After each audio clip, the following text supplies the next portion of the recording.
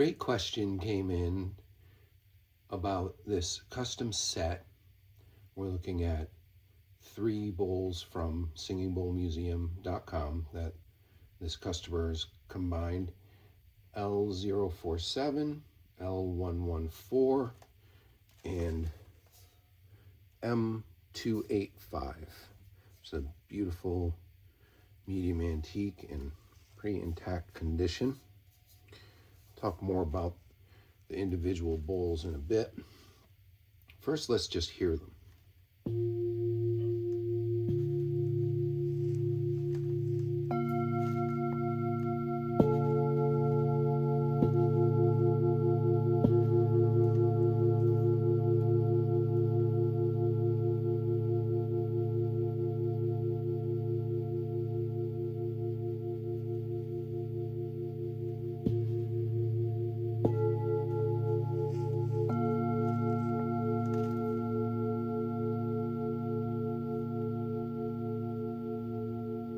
It's a beautiful match.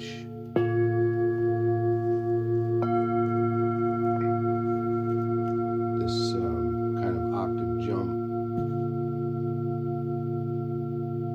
and excellent harmony between the 2 large bowls.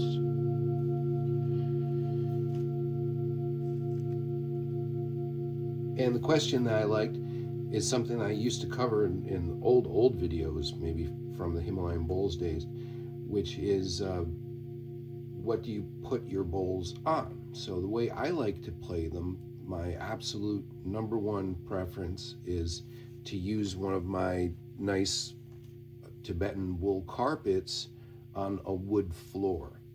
When I first started collecting the bowls, I used to tell the story that I lived in this wonderful 19th century cottage in San Francisco, and it was all made out of redwood. Unfortunately, what's happened to the redwoods, but like a lot of houses from that era, the whole thing was made. It was a tiny little 1-bedroom cottage. It's where I started collecting the bowls, and I was, I don't even know if I was 30 yet. I was approaching 30, and it was all made of redwood with the California oak floors. And it was just such a great environment to play the bowls in. And that's also where I got, if you've seen my videos with the big red carpet, that was my very first, and I had it in that place with all the bowls on them. So anyway, it's wonderful to get that resonance like a wood musical instrument that you get in an environment like that. You can put them on anything, and if you do put them on a table or even certain cabinets or bookcases, you'll hear a different resonance from it echoing through that wood object, like a speaker, like an instrument. So that's a little off topic. In terms of what surface you directly put them on, the carpet is great because you don't need anything else. I provide the cushions, which the cushions give you something to put them on. If you want to put them on a shelf or a table of any kind, then you've got something to put them on a hard surface with. And they're also protective because the bottoms, especially of the bowls, is the most fragile part. So you want to put them on something soft to protect the bowl, as well as the surface that you're putting them on, as well as the sound, because if you put them on a hard surface, you get the clattering vibration of the bowl hitting that surface. So you want them to be on something soft, and I do include the cushions with every bowl so that you always have something protective to put them on.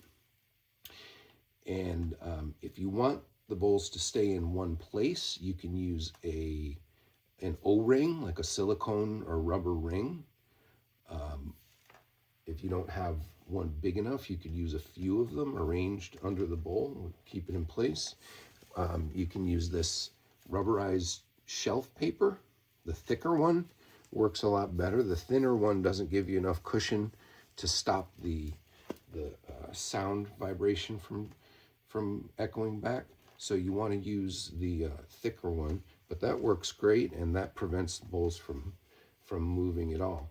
If you really want them to stay in place, like when I do if you've seen my old picture of all my bowls in the big circle, or I have other videos of that as well.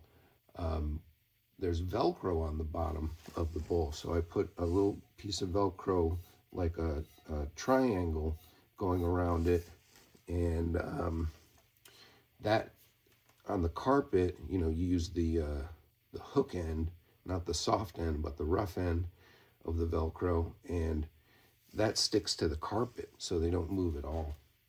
So that's what allows me, I learned that from Karma Moffett many years ago, and that's what allows us to have a big arrangement of bowls on the carpet and for them not to slide around. Because otherwise, if you hit a bowl a few times, it'll gradually move a little bit, as you may know, and you want to have something to prevent it from doing that. So the cushion does that. That's why a donut cushion like this is better than the big fat cushions, which you don't see as much anymore. But years ago, when you got a singing bowl, it's usually this big, like pillow, this big fat cushion that the bowl would fall off of very easily. So this donut style cushion makes it so the bowl doesn't really go anywhere. You'd have to hit it very hard for it to fall off of one of these. But those fat round cushions, they fall right off. So when it comes to playing them around the rim, the question came about these particular bowls, of how to play them around the rim, and you can just leave them in place and play them.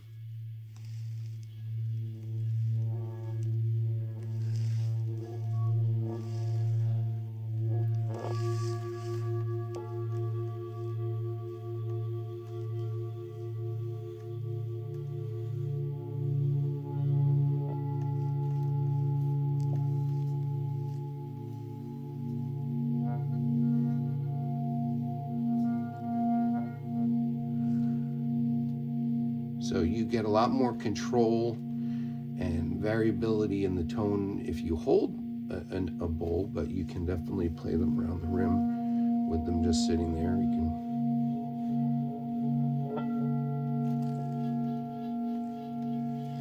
This is not even the heavy mallet. With the bigger bowls, actually, you get the bigger mallet. So let's see how that does.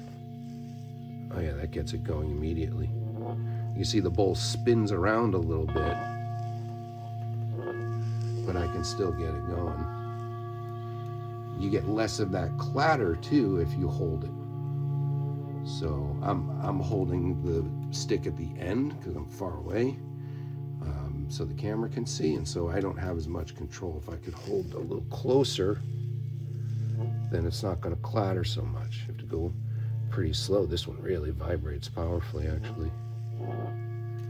So the clatter you hear, the stick against the bowl, is because the bowl is vibrating back and forth against the stick. That's why you get that. And the harder you can press, the less of that you get, and the slower you go, the less you get.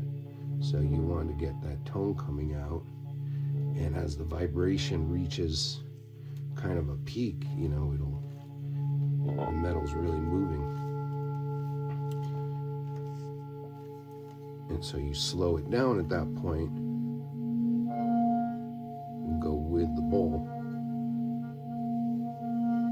If you're holding them, it's a lot easier to vary the speed and the pressure and get the fullest tone going.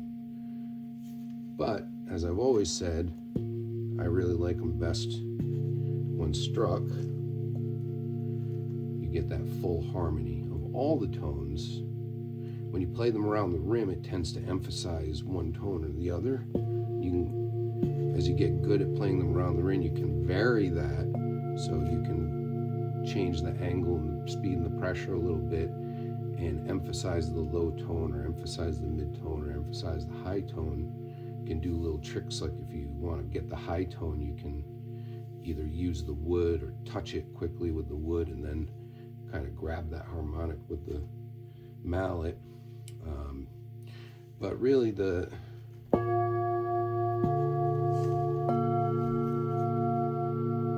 whole tone comes out when you strike them. So you get all of the harmonics, and my bowls are so nice, you get that incredible balanced tone and beautiful harmonies. It's a really wonderful set of 3 antiques.